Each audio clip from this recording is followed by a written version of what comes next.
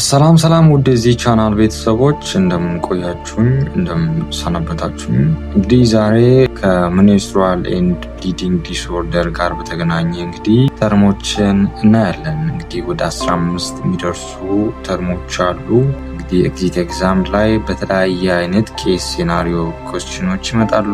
ብሎም ደግሞ እንግዲህ ክላስ ፈተና ላይ እንግዲህ ብዙ ጊዜ ይመጣሉ። እነዚህ እንግዲህ በጣም ቀለል ያሉ ተርሞች ነገር ግን ሊሸውዱ የሚችሉ ከጋይናኮሎጂ ጋር በተገናኘ ያሉ ተርሞችን እንግዲህ እናያለን። እንግዲህ በዛሬው ቪዲዮዎችን ላይ እንግዲህ ሶስት እንግዲህ የተለያዩ ኖርማል እና አብኖርማል ፍሎ ጋር የተገናኙ ጋይናኮሎጂካል አብኖርማል ዩትራይል ብሊዲንግን እናያለን። እንግዲህ ለዚህ ቻናል አዲስ ከሆናችሁ ሰብስክራይብ በማድረግ ቤተሰብ የሆናችሁ እንዲህ አዳዲስ ቪዲዮ እንዲደርሳችሁ ያድርጉ። ቀጥታ ወደ ሶስቱ ተርሞች እንሂድ። መግቢያ ላይ እንዳልኩኝ እንግዲህ ዛሬ የምናየው ከፍሎው ጋር በተገናኘ የሚመጡ የሜንስትሩዋል ዲስኦርደሮች ናቸው። እንግዲህ የመጀመሪያው ሜኖራጂያ ነው። ሁለተኛው እንግዲህ ሃይፐር ሜኖሪያ ነው። ሶስተኛው ሃይፖሜኖሪያ የምንላቸው ናቸው። እንግዲህ የመጀመሪያው ሜኖራጂያ የምንለው ምንድን ነው የሚለውን በምናይበት ጊዜ እንግዲህ ወርዶችን እንግዲህ በምናይበት ጊዜ መጀመሪያው ሜን የምላለ ሜን ሚንስ ትርጉሙ ወንድ እንደማለት ነው። ነገር ግን በዚህ ትርጓሜ ላይ ምንድነው የሚይዘው? መንዝ ነው ወይም ወር የሚለውን ይዛል። ራጂያ ደግሞ እንግዲህ ኤክሰሲቭ የሆነ ብሊዲንግ ነው። ስለዚህ ሜኖራጂያ በምንልበት ጊዜ እንግዲህ በጣም ቬሪ የሆነ ሄቪ የሆነ ሜንስትሩዋል ብሊዲንግ ይኖራቸዋል። ይህም እንግዲህ ኦኪር የሚያደርገው እንግዲህ ሬጉላር መንዝሊ ኢንተርቫል ውስጥ ነው። በተጨማሪም እንግዲህ ብሊዲንጉ በጣም ለረጅም ጊዜ የቆየ ይሆናል ማለት ነው። እንግዲህ አንድ ሴት በስነስርዓት ፔሪየድ የምታይበት የራሱ የሆነ ቀን አለ። በዛኛው በትክክለኛው ቀን እንግዲህ ፔሪየዱ ይመጣል። ነገር ግን ብሊዲንጉ በጣም ቱማች እና በጣም ለረጅም ጊዜ የቆየ ይሆናል ማለት ነው። ስለዚህ በትክክለኛው ሰዓት ይመጣል። ነገር ግን ብሊዲንጉ ሄቪ ከሆነ ወይንም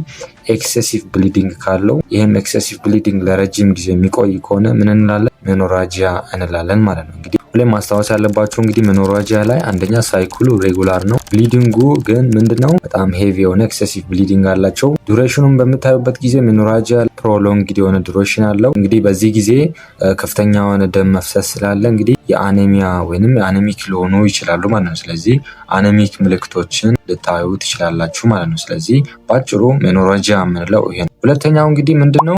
ሃይፐር ሜኖሪያ። እንግዲህ ሃይፐር ሜኖሪያ ሁለተኛው ነው። ከፍሎው ጋር በተገናኘ የሚመጣው እንግዲህ ሜንስትሩዋል ዲስኦርደር ነው። እንግዲህ ሃይፐር ሜኖሪያ በምንልበት ጊዜ ሃይፐር ሚንስ ኤክሴሲቭ ነው። ሃይፐር ስንል እንግዲህ ከፍ ያለ ወይንም ኤክሴሲቭ ነው። ሜኖ ደግሞ የምንለው እንግዲህ መንስስ ነው ወይንም የወር አበባ የምንለው ነው። ስለዚህ ሃይፐር ሜኖሪያ ስንል እንግዲህ ቱማች የሆነ ሜንስትሩዋል ብሊዲንግ ይኖራል ማለት ነው። ነገር ግን ዱሬሽንና ሳይክሎ ግን ኖርማል ነው ማለት ነው። ስለዚህ ቱማች የሆነ ሜንስትሩዋል ብሊዲንግ ይኖራቸዋል። እንግዲህ ትክክለኛው ሰዓት ይመጣል፣ በትክክለኛው ጊዜ ያልቃል ማለት ነው። ነገር ግን ቱማች የሆነ ሜንስትሩዋል ብሊዲንግ ይኖራቸዋል ማለት ነው። እንግዲህ ሳይክሉ ሬጉላር ነው፣ ዱሬሽኑ ኖርማል ነው። አማውንት ኦፍ ብሊዲንጉ ግን ምንድነው? ኤክሴሲቭ ነው ማለት ነው። በተጨማሪም እንግዲህ አንዳንድ ጊዜ ኮአጉሌሽን ወይም ክሎት ፎርም ሊያደርጉ ይችላሉ ማለት ነው። ስለዚህ ሃይፐር ሜኖሪያ ስንል ከምን ጋር ይገናኛል ማለት ነው? ኤክሴሲቭ መንሰስ ጋር ይገናኛል ማለት ነው። ሶስተኛው ተርም ደግሞ እንግዲህ ሃይፖሜኖሪያ ነው። ሃይፖሜኖሪያ ኢት ኢዝ ዘ ኦፖዚት ኦፍ ሃይፐር ሜኖሪያ አይደለ? ስለዚህ ሃይፖ ሚንስ ለስ ነው፣ ሜኖ ማለት